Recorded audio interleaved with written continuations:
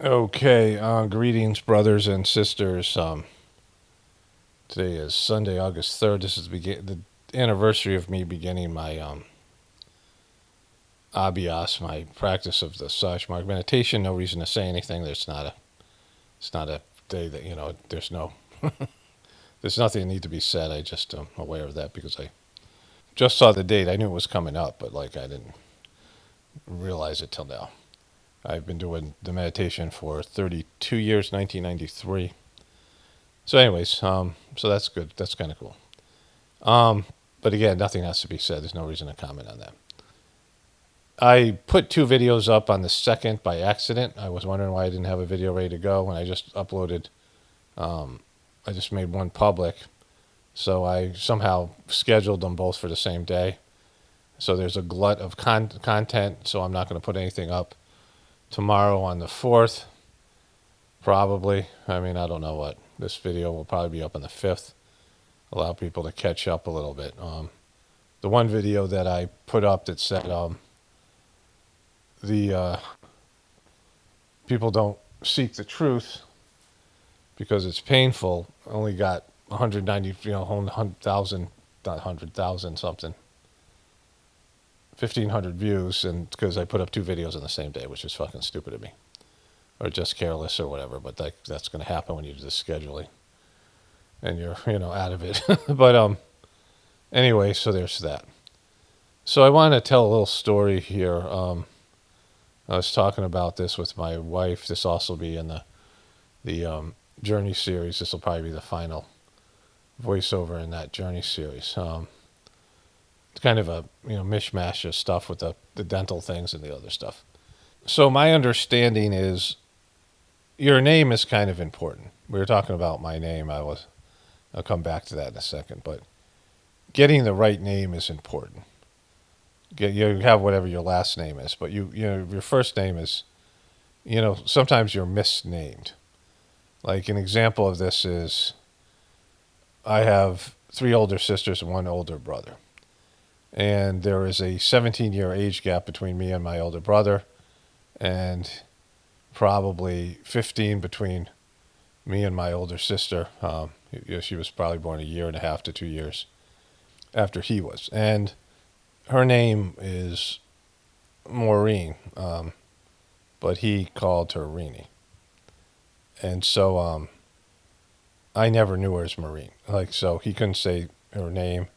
And so her nickname became Reenie. And I don't know if anybody ever called her Maureen. Maybe in the early stages. My mom was Irish.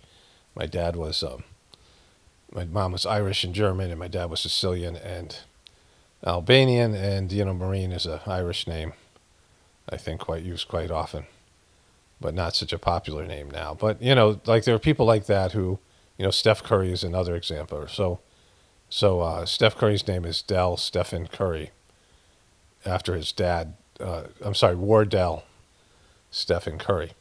But his dad was known as Del Curry. He was a former NBA player.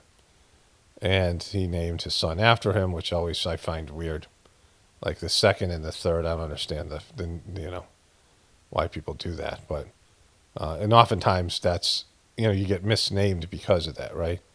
But usually, if you do that, then the son, who's the junior, will be named differently than their dad, just because you can't have two people the same name. George Foreman named all of his kids George. I think his daughter too, but he had like four sons named George, which is they're all going to have different nicknames, and so they're not going to ever be called George. Sometimes they'll be called Junior, sometimes they'll be called, in this case, Steph Curry was, his middle name was Stephen, and they shortened it to Steph, so like everyone knows him as Steph Curry, but his real name is Wardell. And so he wasn't appropriately named, right? And so there are people like that who are given a first name, but nobody ever calls them that. So their first name is not, appropriate because of, it's either shortened. I mean, that's the possibility. But sometimes it's something else, some other sort of nickname they get that has nothing to do with their name, and everybody refers to them by that. So that's somebody who's more than likely misnamed, right? Because names vibrationally are important. Like your name should go with you. Like you have your own vibration, your own energy, your own personality. And there's some names fit better than others. It's not like some random thing. And there's times you get a nickname in one certain area or time period in your life with certain people, and you have a different, almost like persona. Maybe not so much like an alter ego, like an alternate entity, like a personality disorder, where you have not personality disorder, but multiple personality. But something where some side of yourself comes out in some arena, and you're known as something else. Maybe you have a nickname that maybe your spouse gives you or something, and it's just that's the only person that calls you that, right? And you show a different side of yourself with that. And so these are the things that names are, names and nicknames and how you're referred to. It's important for a lot of reasons, right? But the way that you would properly name somebody is when the baby is in utero, or even beforehand when there's a baby spirit. You have a specific baby spirit. You have a baby with a soul and a personality and some scars and these past impressions, and the baby has a projected personality type and these life events that are going to unfold, and in that there's probably a handful of names that are appropriate for the baby to have. And so the parents have an agenda with their baby. They have like what they want the baby to be. And in some cultures, there's a lot of pressure. In some families, there's a lot of pressure for the baby to grow up to be a certain, person, regardless of what the baby wants and who the baby is. And so the parents aren't thinking of the baby as a separate from themselves. They think it's an extension of them. And their narcissism or their inability to, quiet their minds and listen to the baby, and the baby would basically tell them their name, right? Like, so there's a way to communicate for the baby to get named properly. In India, in the guru tradition, people might go to a guru and ask what the baby should be named, right? These kind of things. And, like that would be somebody who would be listening for the appropriate name, right? If you had somebody who was a wise person who was capable of penetrating to the spiritual world. Just a side thought, if I ever put up 2 videos on the same day, it's a mistake. Now, I didn't get to the comments yesterday, so it wouldn't have mattered maybe, but people can shoot me a message. But that, I'm never wanting to put up 2 long videos on one day, unless there's some breaking news or something. Then I would usually try to make the second video a short video. But anyways, it's too much content every day. I don't know. Doesn't really matter. But anyways, getting back to this name thing. So there's a reason this is coming up. My wife and I were talking about my name last night. And, I'm not sure I have the right name. I don't particularly like my name, or I have neutral feelings about it, right? But for the most part, I don't have nicknames that I can think of. And, Paul's a 1-syllable name, so, but whatever. But my mom wanted to name me Damien, which would have been a catastrophe, because that totally isn't my name. Because she had heard about Saint Damien. Like, there's all these Catholic and Christian saints out there. And, my mom was really religious, and she had been reading about Damien or something. My brother said something to the effect that he'll probably get beat up a lot if you give him that name. So this is back in the 60s. And as it would have turned out, when I was a young kid, there was a movie called The Omen, where the Antichrist was born, and his name was Damien. So that would have been unfortunate for me. So that would have been unfortunate. There was a movie that came out. In fact, let me look up the date. So my mom took me to a movie. So I would be a sophomore or junior in high school. And I thought it might have been around, I was in high school, early high school. And it said 1980. I graduated in 1982. The movie came out. And just me and my mom went to this movie, which never happened before. And again, like I don't ever remember going to a movie with my mom. We might have seen something together, but I saw Jaws with my friends. I saw Star Wars with either just my dad or my mom and dad. But we didn't go to the movies that much, and I don't remember my mom ever. We might have gone to the movies as a family, like I can't remember. But I have a good memory for things, so whatever. But she brought to this movie called Damien, the Leopard Priest, and this wasn't this was a saint, the guy who was sainted, right? He was sainted in the Catholic Church, and it starred Ken Howard, the guy who was in the show The White Shadow, which was pretty good show. The White Shadow was a good show. I don't know. The White Shadow began in 1978 and went on to 1981. So I guess there was 3 seasons of that, something, or 2 seasons possibly. So either way, we wrote this movie, and it's about this priest that lives on an island with lepers, and takes care of them and does whatever priests do. Eventually, he dies of leprosy. Really, kind of, bizarre movie, and my mom took me to it because of the guy's name, even though this wasn't the Saint Damien that she named me after. And so my mom used to use my middle name a lot. Paul Damien Romano was in trouble. That was when the middle name came out, right? Oftentimes she would call me Peter first, and then, it was just, I think especially when I was in trouble. But, if I heard my middle name, that meant I did something fucking bad. Right?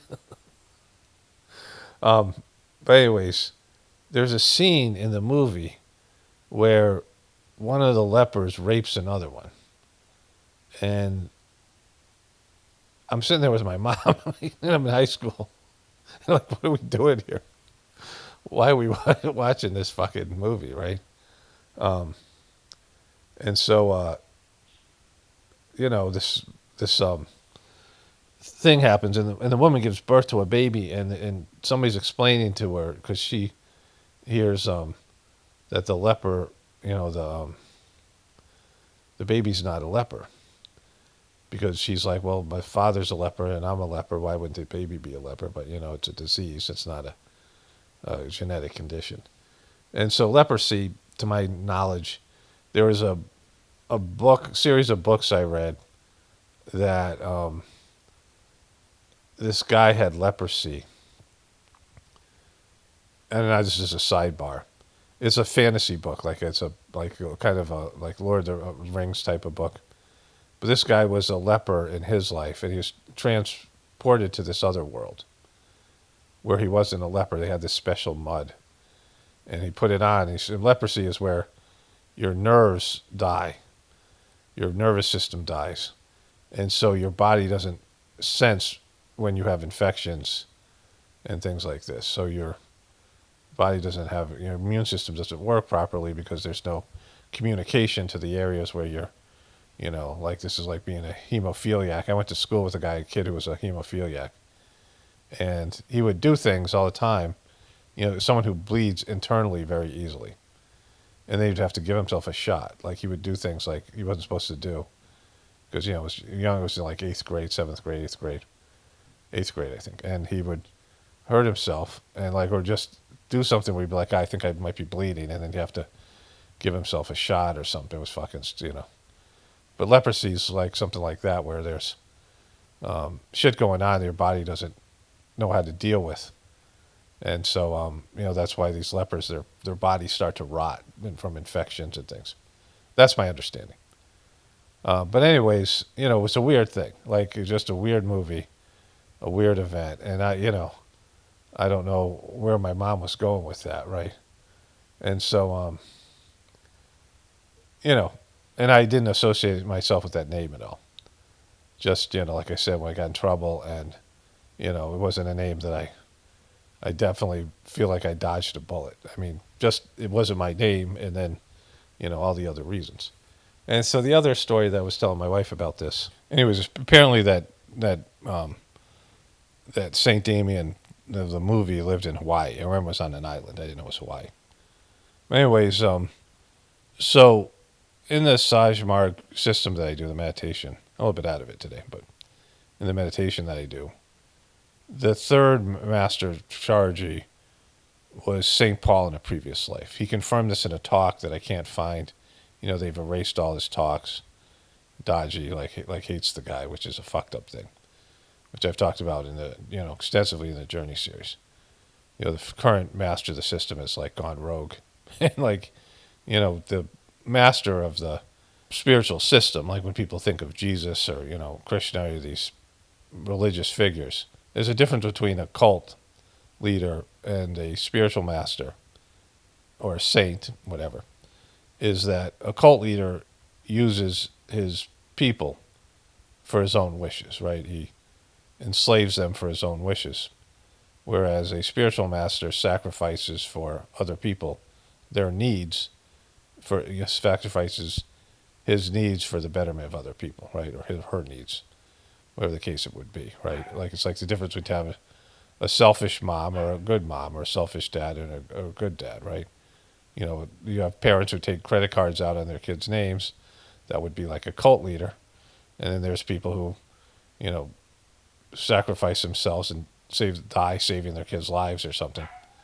That would be like a spiritual master. Like, so this kind of, the difference, right? And so the kind of service that you get rendered by a true guru or spiritual master, you can never really repay. Like, you can only pay it forward and keep the thing going. But there's not just a sense of indebtedness, but just a sense of gratitude, because that person has helped you elevate you to a higher level of consciousness. In the Sajmark system, that's totally the case. But this guy, Dodgy, just decided to fucking turn on Chargy and, I'd be a total dick to him. And every part tried to erase his memory in his talks. But anyways, he gave various talks about this. He was talking about how he had this vision, re-experienced the moment in Damascus where he fell off the horse. And so it's kind of well known in the mission, the people who do the meditation, that he was St. Paul in a past life. And I didn't think much about that. Like, I didn't, I was saying to my wife, it wasn't like I was like, all the people who do the system who are named Paul are extra blessed because of that, right? I don't associate because, I wasn't that guy in a past life, right? I mean, whatever I am in this life is just my name, It's not, it's associated with St. Paul, but it's, it's not, right? Everyone who's named Jesus or Krishna, there's no special blessing for them. I mean, it's an impossible name to live up, right? You're always going to be the second best Jesus or the second best Krishna, right? At least. You're never going to be the best one by that name or the most famous one. Like, it's not, so it doesn't really mean, anything to do with you. Like, I've talked about how I've never met any girl or woman named Joy who was happy, right? So what's that about? Or was a joy to be around, like in a way that, maybe not a bad person, but not like some people are just a joy to be around. Like, they make other people feel joy. And I never met one specifically that had that characteristic. The other thing is that Peter Jennings did this thing on St. Paul the Man. And I'm meaning to get that. I should get that. Let's see if I can find it on DVD. Maybe I have. I don't know. I think I found it, but I didn't buy it. But it was knowing that Chargy was St. Paul, I watched the thing. And it was everything that was said about St. Paul would apply to Chargy. The same way that what St. Paul did for the Catholic, the Christian Catholic Church, the original church, like he saved. Chargy even said that the Jesus's life and story would have been absorbed by Judaism had it not been for St. Paul. Like, he, this is, he wasn't bragging, but this is, and what Chargy did for the Sajmark meditation, he had done previously for St. Paul, which was interesting, because everything that, I learned about St. Paul in that documentary applied to what Chargy had done. But anyways, so I never attributed anything. I didn't, it wasn't like, hey, yeah, with Paul's got one, this idea that, everyone with your same name is in a group, and you root for people with your name, right? Like, I just don't, I don't care about it, right? They're all different people with the same. There's other Paul Romanos out there. There's like some guy who's an artist. I think there's another one who's a musician, who have their own little, niche followings or whatever it is. And I don't, root for other Paul Romanos. Like, go team Paul Romano. It's like, it's silly. But anyways, one time my brother who did the meditation had an interaction with Chargy, and he said, "Hey, it's me, Peter Romano," and Chargy said, "Yeah, I'm Peter." Chargy said, "I'm Peter," and my brother took it that Chargy was Peter in a past life, and he said that to me. I go, and I hesitatingly said, "Well, actually, he said he was St. Paul." Right, and like, not that I was competing, because I wasn't, because it didn't mean anything to me. I hesitated because my brother's not someone who likes to be corrected, and and I knew it would be a thing. But I said it because he should know the truth, right? And it was like everyone knew it because he had talked about it. Eventually, he gave this talk about it, and my brother wasn't aware of who Peter was in the Bible, nor who St. Paul was. My one of the reasons I think I could have been named something different is, you guys remember from the Goodfellas that there's a scene where almost every guy that the wife of Ray Liotta's character, she's being introduced. She's Jewish, and she's being introduced to all these Italian gangsters, and they're all named Peter or Paul, right? It's like a very common name for Sicilians. My grandfather was named Peter, and my dad was not close to him, but he named my brother after him.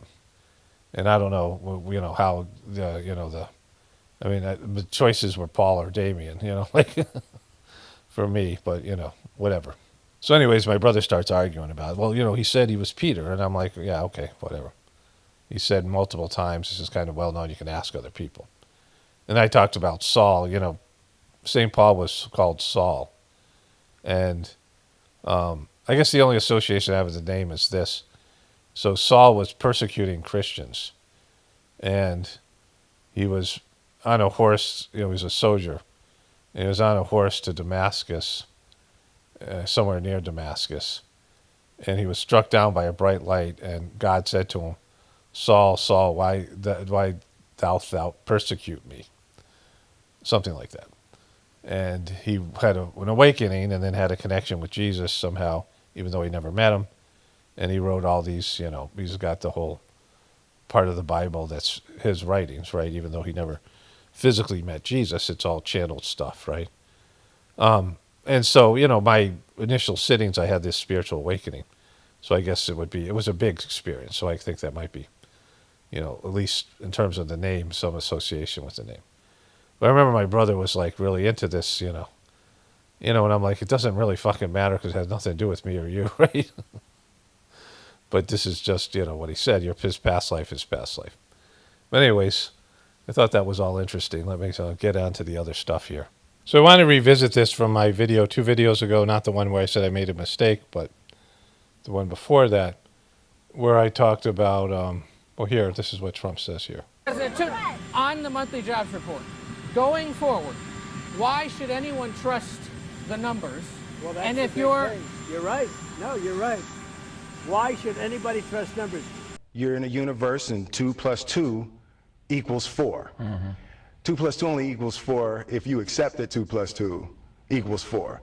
2 + 2 is going to be what I want it to be. Mm-hmm. And for Will Smith, that's some dude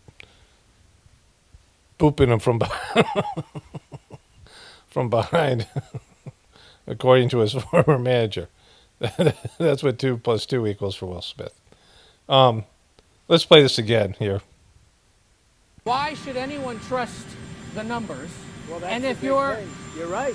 No, you're right. Why should anybody trust numbers? You go back to election. So here's a problem with Trump. Trump trusts all the numbers that say he's doing a great job, right? So the first issue with Trump is everyone has their own way of making decisions and gathering information, right? So there are people who just trust experts. They are not capable of thinking for themselves. They just do whatever the experts tell them to do. They trust the government. They trust their doctor. They trust the corporations. They do whatever was recommended. They're maybe perfectionistic in their desire to follow directions. And they just trust all the people and the history they got. They don't question anything. And they, whenever you talk to such a person, they just recite something they saw on CNN or Fox or MSNBC or, from their parents or their teachers.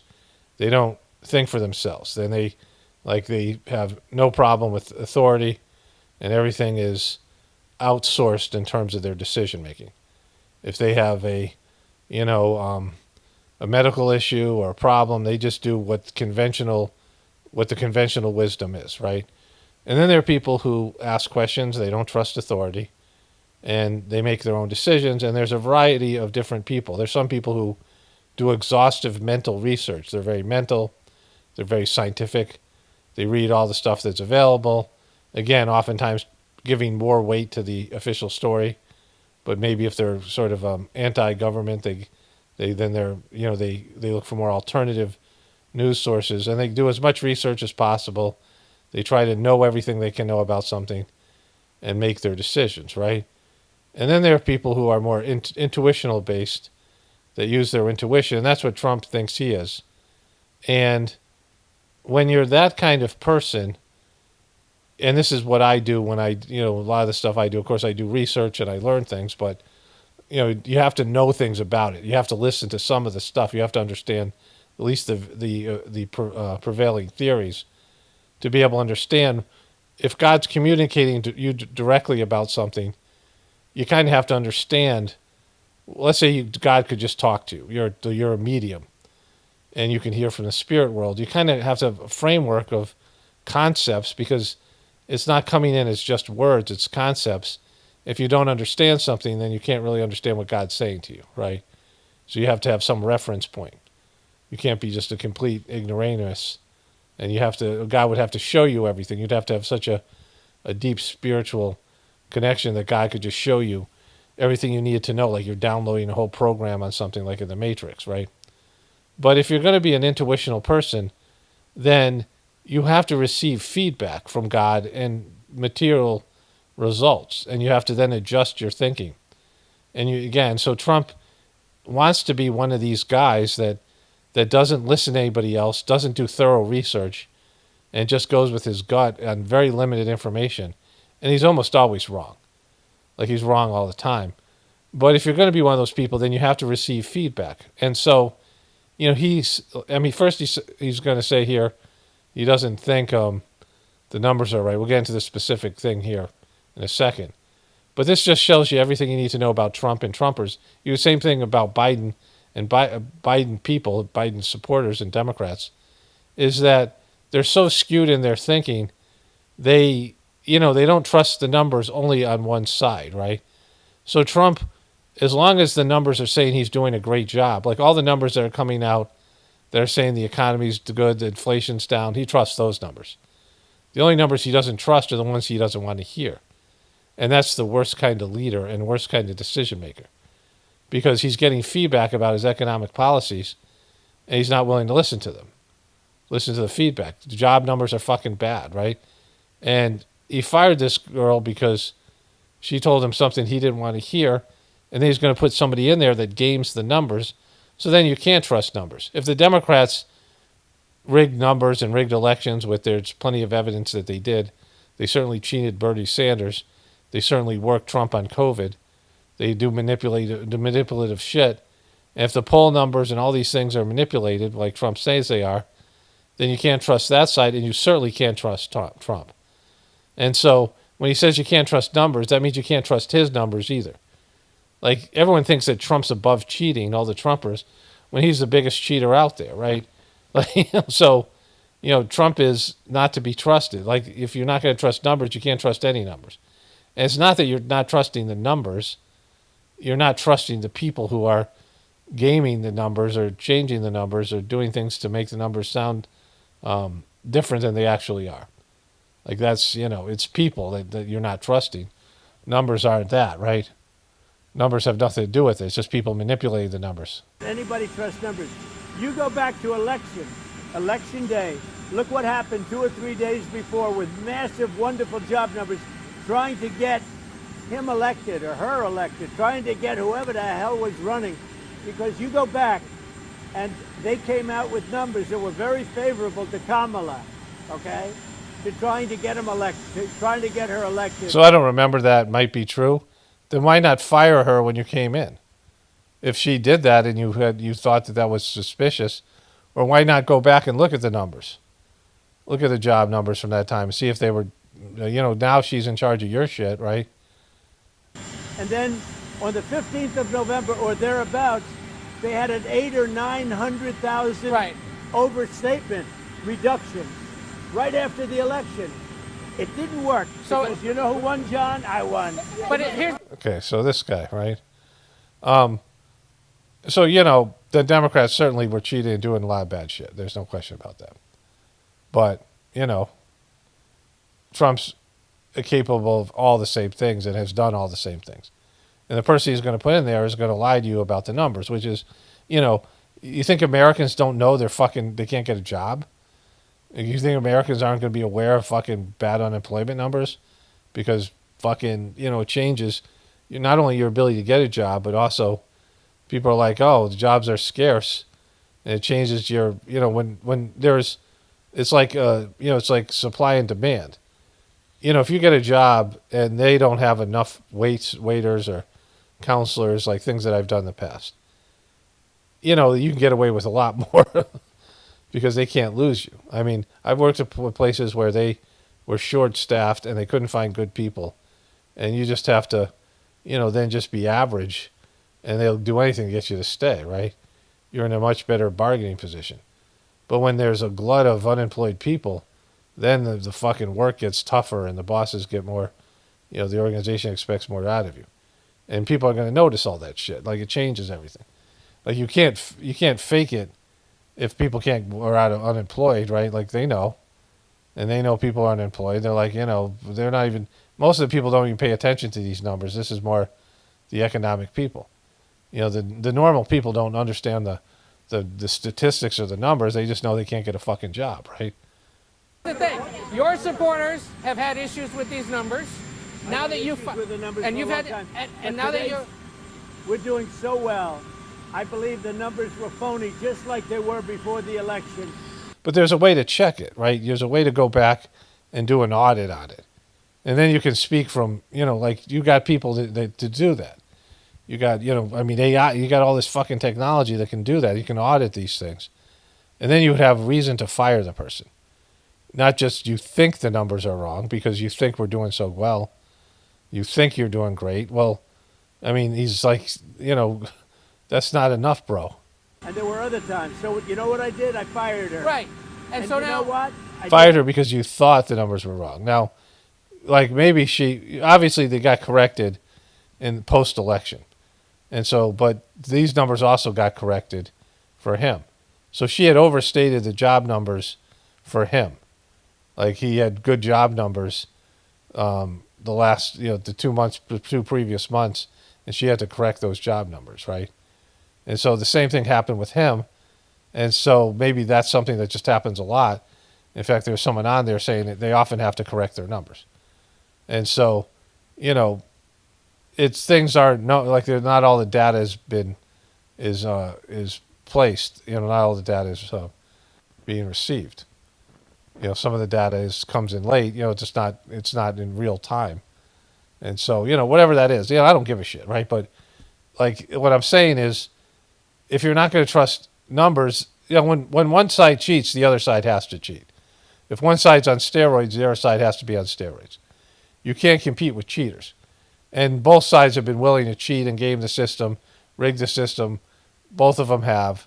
And Trump accuses people of everything he does. So when he says you can't trust the numbers, then he's saying you can't trust my numbers either, especially his numbers, because he doesn't even know the numbers. He doesn't even get the real numbers. He just comes out and exaggerates and says things because he believes in a make-believe world where he hasn't gone bankrupt 6 times and he hasn't shown incompetence. He hasn't banged a porn star and he hasn't fucking cheated on all his wives and he hasn't fucking committed criminal offenses, and he didn't say he could just walk up to women and grab them by the pussy, and he didn't sexually abused girls with Jeffrey Epstein. Like, he lives in this fantasy world where none of those things happen, and all of those things did happen, right? Let's wrap this one up here. There were other times. So you know what I did? I fired her. Right. And so you now, know what? I did the right thing. if any, You did? So you didn't find out whether the only reason to fire her is if she gamed the numbers to bolster Kamala in September or no, October, and she just tried to screw you over, right? But the big thing was the correction to the previous numbers she gave for him, which were good for him. He was touting the job numbers 2 months ago. So her revising them, and you could just check it out. Like, it's, you know, like it's gathering data, and you could just go in there like Elon Musk did that and audit what she did and see if the numbers were right. But he doesn't want to do that, right? Because then he'd have to acknowledge those numbers are right. It's just easy to say, hey, I had to fire this girl. She did it out of political reasons. At least that appeals to his base, but everyone knows he's full of shit, right? Like, you know, so government official, if any government official going forward is presenting data or information you don't like, should they fear for their job? I've always You're gonna had fire a them? problem with these numbers. You know, I was thinking about it this morning. that video cut off there. Fear for their job? I've always had a problem with these numbers. You know, I was thinking about it this morning. Before the numbers that came out, I said, who is the person that does these numbers? And then they gave me stats about before the election. I had a similar problem. I mean, she gave out numbers that were so good for the Democrats. It was like unbelievable. And So again, you know, like, if he's a truth seeker and he wants to do the right thing, like, he doesn't want to fire someone who doesn't deserve to be fired, right? And, you know, he just wants, like, what he wants is people who just do whatever he wants them to do. Like, he wants the numbers to be whatever he says the numbers are. He wants the Will Smith numbers. He wants to say things are going great. Like I said, people are going to know when they don't have a job, right? It's going to be bad. And, you know, most people don't follow this stuff. Like I said, this is for political wonks and economists and things like this. But it's not for the average person who just goes out and doesn't get a job and goes, what's going on? Blames Trump, right? Why aren't there no jobs available? And so all he has to do, like, they have a way of gathering the information. And when they gather the information, it's either done correctly or not. And they can find that out, right? And then they would say, all right, this woman has, she's rigged the numbers. She's whatever the term is that, you know, they call fudge the numbers, right? And so that's all he has to do. And then he would know, and he could fire her. And he could make it a big public thing and say, you know, and not some bullshit thing that he puts on a bullshit, you know, one of these fake investigations and comes out with something like he did with Obama. Like, he's not talking about Obama. I mean, they're not charging Obama with anything. Remember, he was like, you want to charge him with treason. He called Obama treasonous, and now they're not even doing anything about that. Treason's the worst thing you can be as a president and a politician and, you know, a former commander-in-chief. He called him treasonous, and now they forgot all about it, right? then right after the election, she corrected those numbers with, I think, almost Okay, we saw this before, but, you know, we didn't see. He's just repeating himself. We didn't see this part. 900,000 corrections. I think nobody had ever seen anything like it. Well, Again, today, so he's just making up numbers right now. So you can't trust the numbers. Like, he could give the exact one, like he did with the Powell, the chair of the Fed, and said the guy is over budget, and he was saying they spending $3 billion on his fucking offices, and it turns out it was a building that was already built. And, you know, that is a lot of money to spend, but he spent $500 million repairing an airplane that he got as a gift, you know, for himself. I mean, it starts off as Air Force One and then becomes his jet. So, like, he's got no room to talk, right? And that's the problem with the Trumpers. They listen to only his side of the story and agree with it when the other side is equally true, right? Like, you know, the stuff that he bitches about, yeah, the Democrats are corrupt, but Trump is even more corrupt. So I found this here. and a threat was made, and we didn't think it was appropriate, so I have to be very careful. So I Yeah, let's go back a little bit here. did. Where are being deployed the nuclear submarine. Oh, yeah, well, we had to do that. We just have We didn't have to do that. Like, you had to do it because of fucking tweets. to be careful. and a threat was made, and we didn't think it was appropriate, so I have to be very He didn't think the threat was appropriate. careful. So I do that on the basis of safety for our people. A threat was made by a former president of Russia, and we're going to protect our people. Okay, so that's not protecting them, because as soon as the nuclear missiles goes up, we're fucking not protected, right?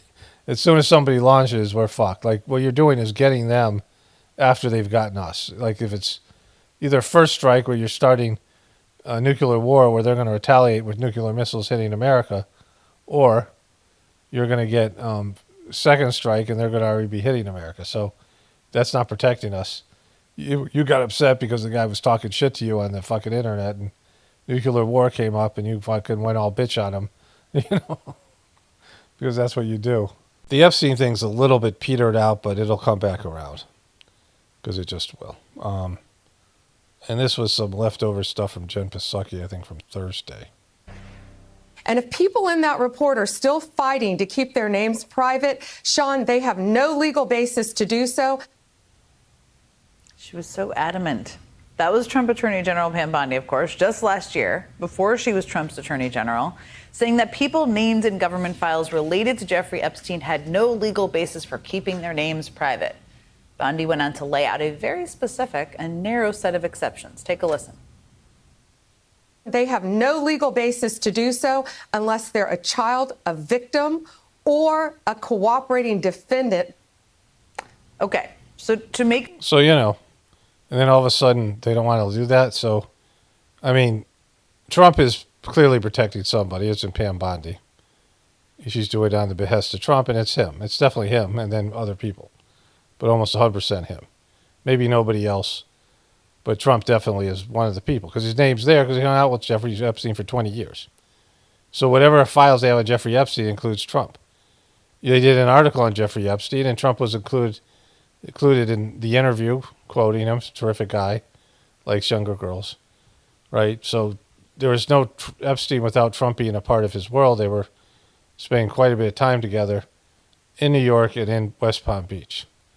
And so, you know. The point very clear.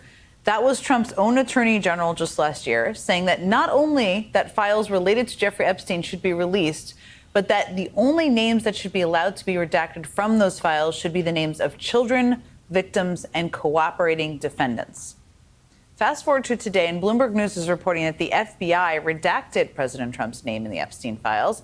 Now, I should say that NBC News has not independently confirmed that reporting, and the White House, the FBI, and the Justice Department all declined to respond or did not respond to Bloomberg's request for comment on that story. But last I checked, Trump was not a child, nor was he a victim or a cooperating defendant in the Epstein case.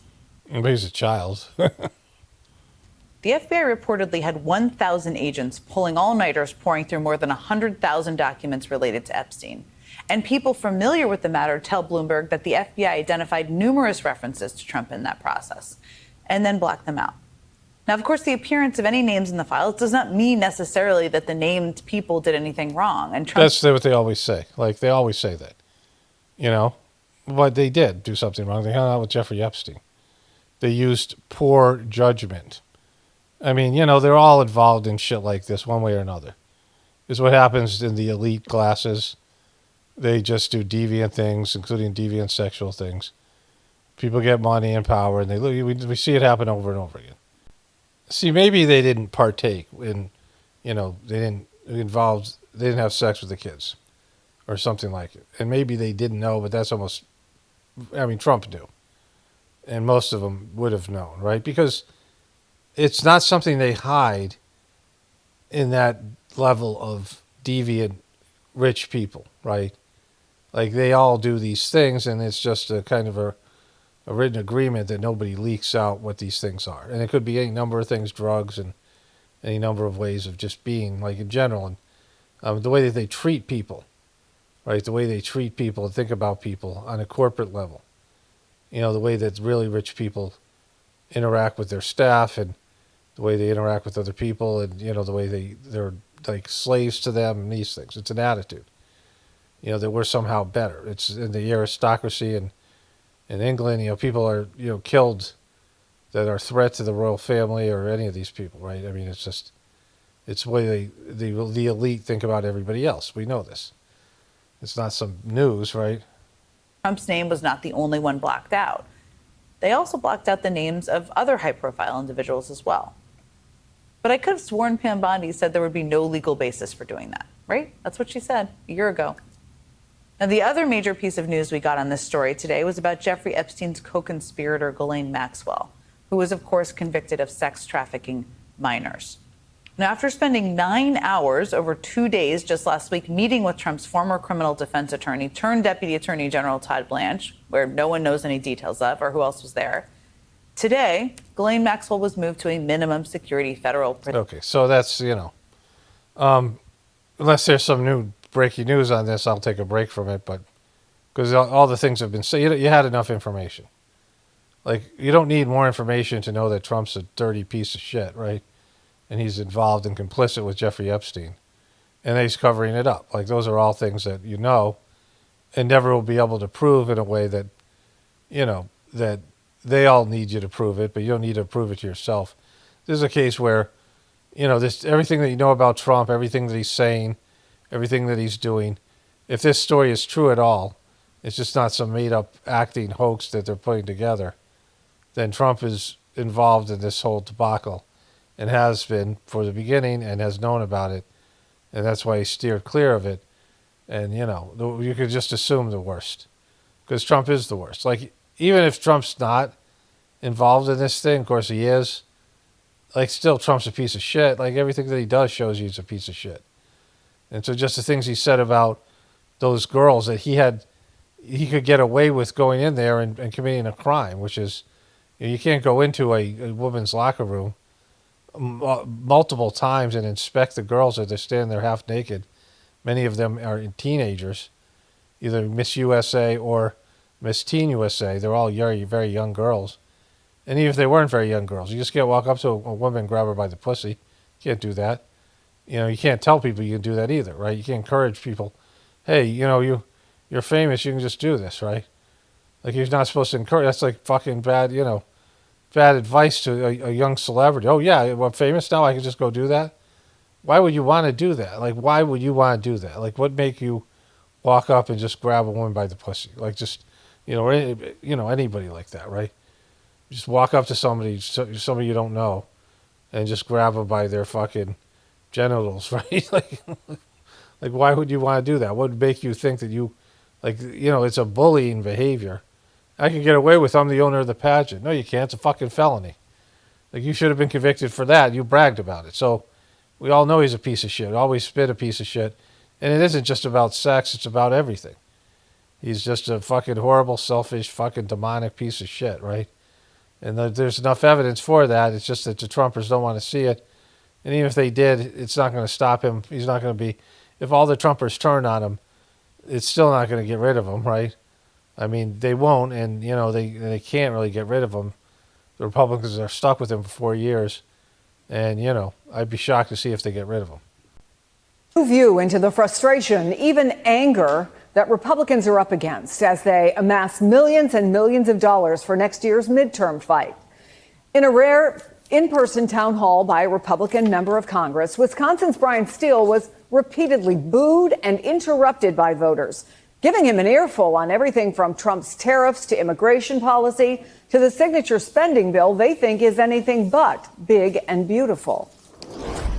One of the biggest improvements that we have seen is the success in securing the U.S.-Mexico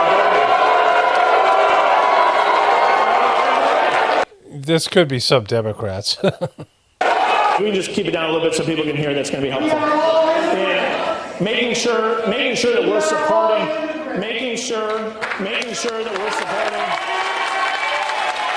We need to have very pro-growth tax policies. That was part of the reforms that were just signed into law. We need to have energy. Okay, so I would assume a lot of these people are Democrats. But he can't get a word in. So, if it's Democrats, and that's, that doesn't mean shit. Because the Democrats are going to boo no matter what, and, certainly even more so now. But you'll see this during the midterms when these people don't allow Trump to campaign for him. and then what happens after the midterm elections. And if Trump gets hammered in the midterms, like it'll be a resounding, I don't know what he'll do, like in terms of, he's already kind of cracking, like he's just really defensive and, it's a downhill slide from here. But if he loses the midterms and then, who knows what's going to happen? Like World War III might be happening, who knows? Like a lot of shit's going to go down between now and 2 years. But if there's, a collapse of any sort of economic collapse or any of these big time things that happen, then we'll see, we'll see what happens. But, either way, this isn't about Trump. This is about how quickly America folds. Because whether Trump's in there or not, America's folding like a fucking card house. So somebody threw a dildo, and it looks like it's got some aerodynamic principles. They're throwing dildos, right? And this girl, who has a pretty good arm, chucks the dildo into the audience at a WNBA game. And it goes pretty far. Like one of those, they have those footballs with, they're like Nerf footballs, and this dude catches it. And so I guess that they're just throwing dildos at WNBA games. But this one must be built for, like I said, those Nerf footballs they have a little fin on them. They have a little, they make them aerodynamic. You can throw them forever. You can throw them twice as far as you throw a regular football.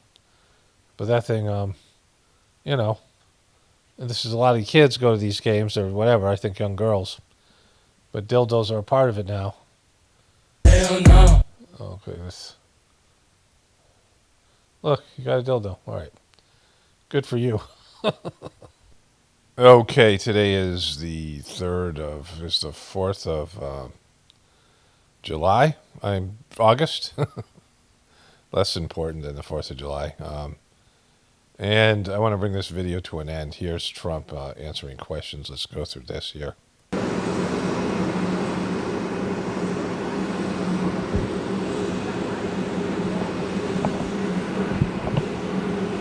Look at him walk up there with commanding presence. Okay, thank you very much. We had a very good weekend in many respects. We're seeing phenomenal numbers in terms of the business we do with other countries and the phenomenal numbers we do within our own country. Really phenomenal numbers. We'll be announcing a new statistician sometime over the next 3-4 days. We had no confidence. The numbers were ridiculous, what she announced, but that was just one negative number. All of the numbers seem to be great, and so we'll see how that comes out. And if you remember, just before the election, this woman came out with these phenomenal numbers on Biden's economy. Phenomenal numbers. And then right after the election, they announced that those numbers were wrong. And that's what they did the other day. So that's what she did the other day.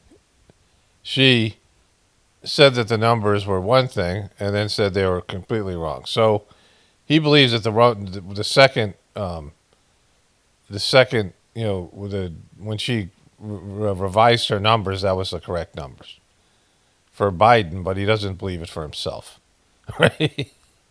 This just shows his flawed logic. And like I've said over and over, and probably in this video and the other video, last video, he can do some sort of audit and see what the numbers are, right? And if he finds out that her numbers were right the second time on the revision, then this is a pattern, and she could find out why that is, and that these numbers have to be revised. So this is either just how it's done, or she sucks at her job. If this is how it's done, they can't give accurate numbers the first time, for certain months, like the most recent months. And then as new data comes in, they have to revise the numbers. And maybe the numbers that she gave for Biden or for Kamala Harris under the Biden presidency were purposefully gamed or not. He just could figure that out through, it's math, right? You can figure it out through looking into it. He can have his people look into it and then tell him the truth so he doesn't look like a fucking idiot, right? But that's not what Trump does. It's a scam, in my opinion. My opinion is it's just additional scam. But that's your opinion. Like, your opinion doesn't fucking matter. Like, especially now. Your opinion doesn't fucking matter when you can actually do the math. Like, it's one thing when it's something that's intricate and you can do an investigation and never get to the truth. Like, people all lie to you and they cover up the evidence. But the evidence is there. The data is there. Scientific, mathematical data is there of the amount of jobs there were. Like, it can be you can find out to whatever within it, whatever margin of error there is, how many jobs there is, right? Because it's fucking math, right? So there were so many jobs, let's say in June, right? Or before that, in May. And then in June, there were either more jobs or less jobs. And like, they could just kind of, whatever way of data collection they have, they can get within a reasonable, like I said, margin of error, how many there are. Because it's fucking math. Your opinion doesn't fucking matter in math. Right? And so... Russia, Mr. President, can you say, have those nuclear submarines been deployed yet to face Russia? I've already put out a statement, and the answer is they are in the region, yeah, where they have to be. They were already in the region. I just decided to tweet about it. Because some fucking guy was giving me shit on Twitter. So I said, I'm sending some nuclear submarines over there, fuckhead. What Steve Witkoff's message will be to the Russians? Is there anything they can do to avoid sanctions at this point? Yeah, get a deal where people stop getting killed. They had a number that just came out that a tremendous number of Russian soldiers are being killed. And likewise, Ukraine, a lower number, but still thousands and thousands of people. There's no way they're losing more soldiers, the Russians. The Russians aren't losing more soldiers. It's fucking silly. Ukraine is beaten in this fucking war. They didn't have, And now we're adding towns where they're being hit by missiles. But somehow they're killing Russians when they hit the towns with missiles. So it's a lot of people being killed in that ridiculous war. And, we stopped a lot of countries from war, India and Pakistan. We stopped a lot of countries. And we're going to get that one stopped, too. Somehow we're going to get that one stopped. That's a really horrible war. You heard about Cambodia and Thailand. We got that one done. We got the Congo, which was going on for 31 years. Rwanda. That one's done. We stopped a lot of wars. This is the one we seem to be, this should be the easiest to stop, and it's not. I mean, Rwanda and Congo were going on 31 years when I got it stopped. 8 million people dead, at least. That's what they have, but I think the number is much higher. And the leaders of each country, Rwanda and the Congo, they were great. They were great, and they wanted it stopped. 31 years it went on. We stopped a lot of wars. I'm stopping wars left and right. I just stopped a war in the helicopter on the way over here. I was walking from the helicopter to here. I stopped a war. Serbia, Kosovo was going to be happening, and I don't believe it will now, so we stopped that one too. Yes? You said you had more of an update to give us on Gaza, on the Gaza Strip. Can you give us any... Only we want the people fed, and we're the only country that's really doing that. We're putting up money to get the people fed, and Steve... We're the only country that fucking feeds them. No one else is trying. There's no other country in the world trying to get the Gazian people, Palestinian people, food. We're the only one. We're trying to get it. No one else to fucking let them starve. Koff is doing a great job, and we want Israel to get them fed. We're giving some pretty big contributions, basically to purchase food so the people can be fed. We don't want people going hungry, and we don't want people to starve. Because that's great. It's really just they don't want people to starve. And there's some bad things happening. Do they see evidence of a genocide in Gaza? I don't think it's that. Look, they're in a war. Okay, so a war, the other side has to have a military. And the Mossols are not the official government of the Palestinian people. And the best thing you could call them is, the worst thing you could call them is terrorists. Or you could call them rebels, or you could call them Israeli asset, which is what they probably really are. Based in just, common sense. But they don't have a military. They have maybe some weapons. meager weapons, right? Nothing like the Israelis have. They don't have the backing of the American government. And so it's not a war. They don't have an air force. They don't have an army. They don't have a, military. They don't have anything. They don't have, And so they got some tunnels or whatever it is, and they got some fucking hostages, allegedly, and then they have the rest of the, nothing else. And so it's not a war. Like the Palestinian people who may or may not care about Hamas or back Hamas are being fucking not only killed, but they have no food, they have no water, they have no electricity, they have no internet, and they are being squeezed by an invading force. It's not a fucking war. I mean, just a piece of shit, right? Like he's trying to say is this how he's stopping all the other wars where he's backing the dominant country and telling the other country to give up, right? Give the dominant country everything, or we're gonna back the dominant country and you're gonna get squeezed, right? Some horrible things happened on October 7th, as you know. It was a horrible, horrible thing. But nothing horrible's happened. The Palestinians are just suffering bad luck. One of the worst I've ever seen. I've seen a lot of bad things in some president in terms of wars and potential wars. I mean, if you look at the one that we just stopped, there are thousands of people being dead already at the border between Thailand and Cambodia. Thousands of people. And I mean, I've seen some bad things, but that October 7th was with Hamas was really, really bad. Really bad. Why was that worse? Well, why was that fucking worse than the fucking 20,000 kids who've been killed, the starvation of people? I mean, the fucking decimation of the Gaza Strip. You said it's been fucking wrecked. You said it's been totaled. Like that's, you said it's horrible, whatever it is. We got to build a fucking strip mall. We got to go build a plaza over there. A Trump plaza. You put up that fucking goofy video, right? And this guy's just like, I mean, the people who are still Trumpers, I don't know how you could be listening to this guy with any fucking real sense of he's telling you anything that resembles common sense and the truth, right? I mean, that's just he's so subjective on everything based on how it applies to him.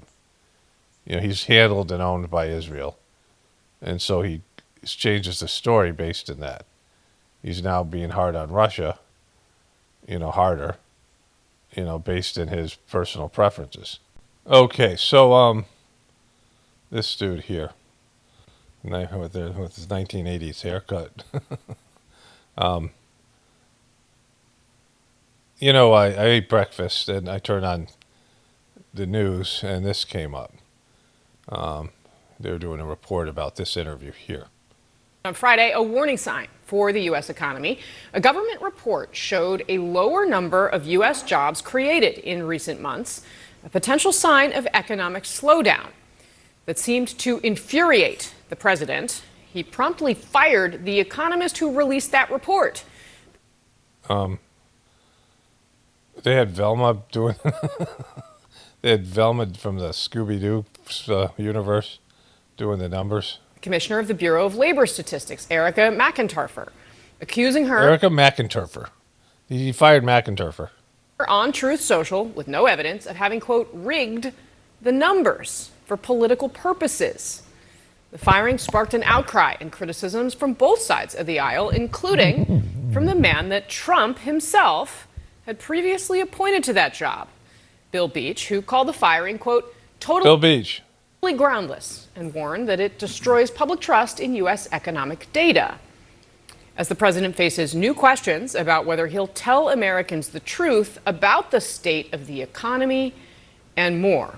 And joining me now is the previous commissioner of labor statistics, Bill Beach. He was nominated by President Trump during his first term. Sir, thanks. So this is a Trump guy, kind of. Like Trump nominated people who were a part of the system because there was no Trumpers yet. Like he hadn't created a Trump party of Trump and Trump supporters and Trumpers that he put around him this term.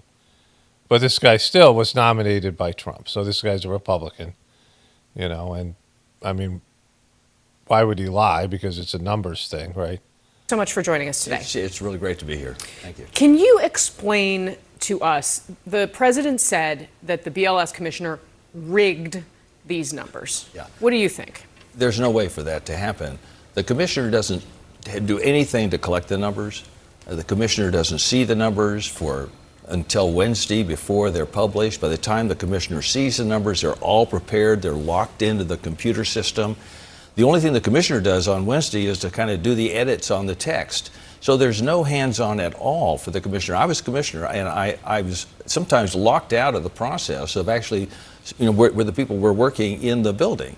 So there's no way for doing that. Okay, so Jesus Christ. Like, there's 100% this guy's not lying, right? I mean, whatever he is politically, like, there's a process there. And so people would go and say that to Trump, or Trump would find that out. So if the numbers are being rigged, it's not being rigged by the commissioner. And so, he said they're not doing anything to collect the numbers, which is the most important part. And then, we're fudging the numbers, you're going to be found out. And so Trump is completely baseless in firing this person. Like, if there is some kind of illegitimacy in the system, the numbers are going to be different next time around. There's going to be job growth from this time, right? Trump's going to brag about job growth because, this could be rock bottom. But if it continues in this trend, then he's fucked either way, right? But, there should be some job growth because these are the worst numbers they've had in a period of time since since COVID. And, so it's just like Trump being an impulsive little twat, right? There's just no way like this woman should be fired because of the numbers, because she has nothing to do with them. He shouldn't be doing it based on, him not liking the numbers, like him not liking what came out, because that has no bearing on whether it's true or not. The guy who they introduced this clip, and they had some expert there, and he said it's like a team, a baseball team or football team or something, getting blown out, and the manager firing the guy who was in charge of the scoreboard, right? Like they're just reporting what the data shows, and this commissioner has really nothing to do with it. So, this is Trump. Like, people are starting to see. I'm going to show you something with Tucker Carlson and Candace Owens. Apparently, Candace Owens was saying that this is just a sidebar. This is that Macron lawsuit that to make a deal and put pressure on Russia and Ukrainian war to stop. Macron went to Trump and said, "Yeah, I'll help, but you have to get Candace Owens to stop talking about my wife being a dude," which I don't know if it's true or not. Like, whatever, it's not important. And Trump called her and told her that, right? So, again, she could be lying, but holy shit, right? Like, this is the kind of fucking shit that's going on out there. But anyways, people are realizing that Trump can arbitrarily fuck you, like he's doing with the tariffs for some people. He's doing for all the Epstein people now. Like, he can arbitrarily, just based on his impulsivity and what he thinks is best for himself, he can screw you over, like, just through, this whole process. Which he does do, right? Like, he's doing that shit. Like, he's, and people are realizing, oh my God, this guy's fucking horrible. I mean, he's just a nightmare. Anyways, and like, he might not be a nightmare for you now, but he could be later, because he just does arbitrary shit. Last question. Do you have advice for the president, whom you know? You said you spoke by phone. I know you've been a supporter of his for a long time, but do you have advice for him now? Yes. My advice to him would be my advice to very many people who I've seen become very big and then get very small, or have their supporters turn on them, which is, don't ever get to the point where you think you're smarter than your audience. And I think... Yeah, well, you should be smarter than your audience. I mean, not that much smarter, not like where you can say the shit he's saying here. But if you have anything worth saying, you should be at least smarter in your expertise than your audience, right? You might not be smarter than them in the sense of, in general, you might have a lower IQ or, whatever. IQs aren't the only way to measure intelligence. But if you have anything worth saying, that's the only reason people should be listening to you.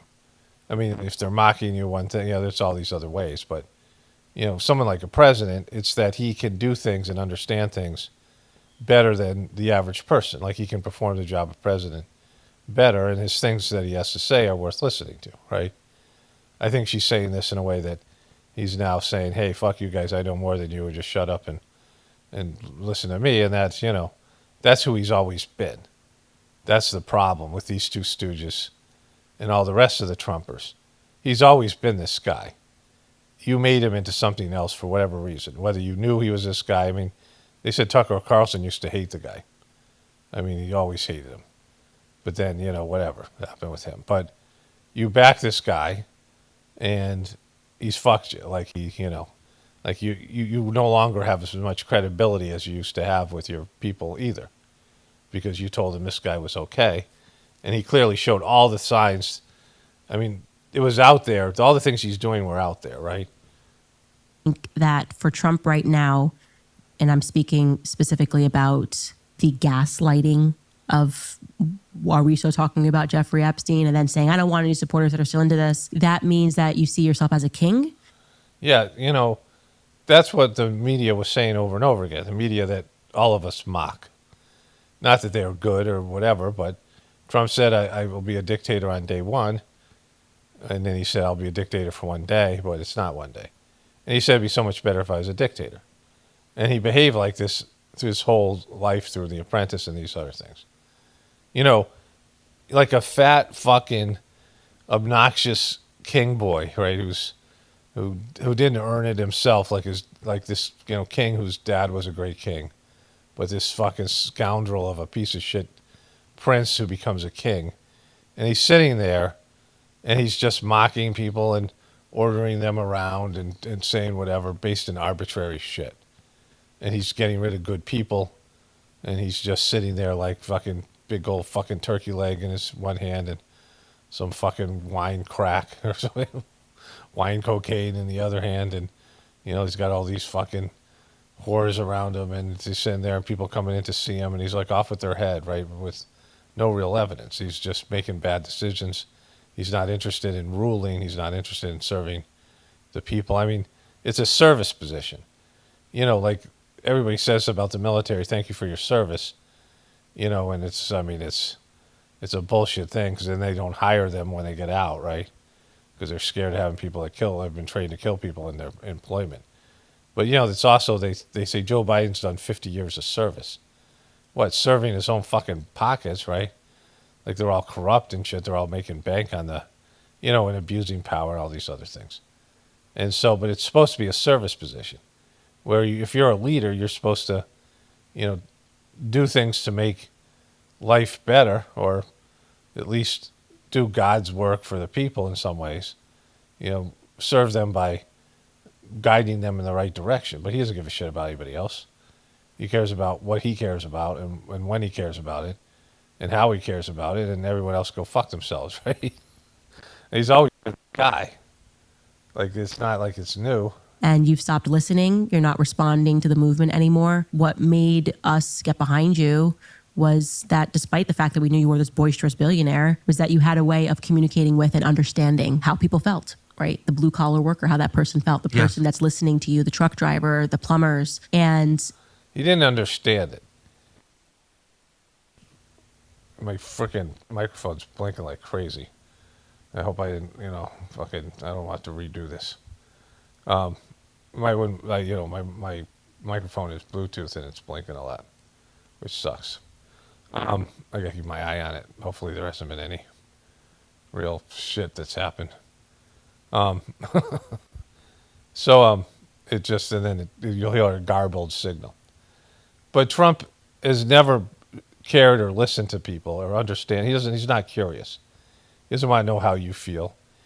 When he's in a situation where he wants something from you, whether it be a woman or a banker or a voter, then he will find out what you want to hear and say it to you. But it's just that, and it should have been known. These guys should have seen it. If they probably did, and they just thought, well, we'll back Trump because that's the popular play, and help them grow their platforms.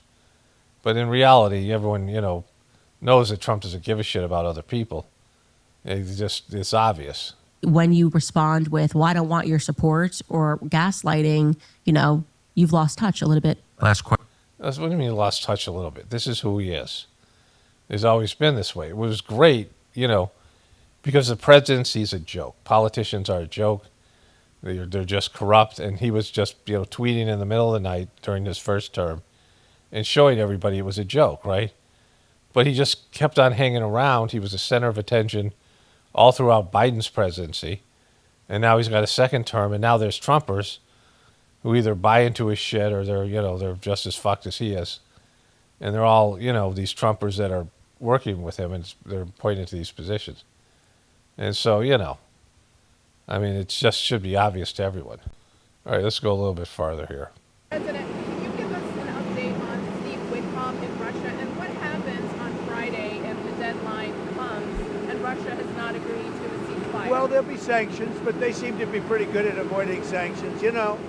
They're wily characters, and they're pretty good at avoiding sanctions. So we'll see. Okay, so what they did was make a deal with the Chinese. Remember, Tucker Carlson went there, and I didn't realize that till I heard him, doing an interview with Ted Cruz.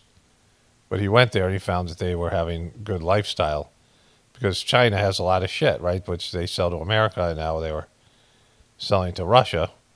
And so when they did the economic sanctions, Russia was able to avoid those things, right? We'll see what happens. But Steve is focused right now on the border in terms of, we're talking about with Gaza, getting people fed. And he may be going, I think next week, Wednesday or Thursday, may be going to Russia. They would like to see him.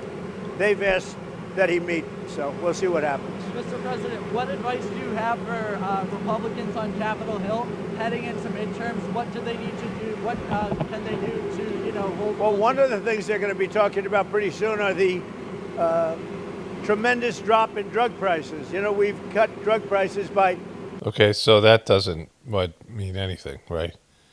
Because, the people that swung the election were, Trump has his supporters, and who knows what they'll do about Epstein, because where else are Trumpers going to go?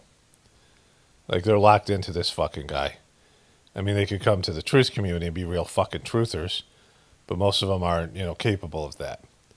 I mean, that would be about where they would say, I'm not voting again. Politics doesn't work. I'm going to do a whole voiceover today about how there is no political solution, which is, something I say a lot, but then I'm going to, in my next video, I'm going to start off the video with that there's no political solution. But anyways, they could do that. They could go, on their merry way to say, I'm not going to vote anymore. Left-right paradigm. But most of those people are just so locked into the system, incapable of that thing, right? So they're, Trump will disappear and they'll do whatever. There's not going to be a replacement for him. And the Republican Party, just like the Democratic Party, are both fucked. Fucked only in the sense that they, they suck, right? They both suck. And when they both suck, then you have a choice between two sucky parties, and you just hold your nose and go with the one that you think is going to support you, the best. They're gonna do things for you personally, and then there's just after a while you realize, it doesn't even matter. Whatever they say, whatever they proclaim to be into, they're not really. And oftentimes, you vote for somebody, and that person, you think that person's got it. Like the Democrats did that with Obama. Obama is a Hopi kind of positive PC guy, right? He talks like he's Muslim. He has, like he says, talks with a Muslim accent at times. He's got a Muslim name. He's a man of the world.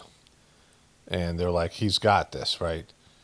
And then he's, all of a sudden, he's doing shit like being the worst person on whistleblowers and being, he's winning Nobel Peace Prizes as he's encouraging wars and all this shit. And they're like, they don't understand. And meanwhile, the Republicans hate the guy and they become activated and they come in, they win everything. And then they do the same thing. They relax. Oh, Trump's got this, and then he doesn't because he's not really a Republican. They're not, he's not really, going to fulfill his campaign promises. This is how politics goes. But in the end, we see this is what happens, that they disappoint you. But other than the Trumpers, he's got nothing. Like everybody else sees this guy for what he is, right? I mean, up to their capability. And so, the midterms are hard for any guy because they always disappoint. the president comes in and they run their agenda and they're like, that's not what you promised us. And they take it out on the senators and the Congress, congressional Republicans or Democrats, depending on who's in office. And the president gets hammered in the midterms. And it's like, all right, you guys stop doing whatever bullshit you're doing. And then there's going to be some accountability, maybe impeachments, and he'll probably lose the House and the Senate. And he's talking about fucking drug prices, right? Same thing that Joe Biden was talking about when everyone had turned on him. But look at these drug prices, 1,200, 1,300, 1,400, 1,500%. I don't mean 50%. I mean 1,400, 1,500%. Because we're going favored nations. We want the same price as Europe gets. We want the same price as other country gets. And over the years, 25, 30 years ago, it started where they were charging us much more. And I put an end to it, with the letter that you saw last week. So I think that's going to be a point. I don't know how anybody could win an election if they're on the other side of that issue.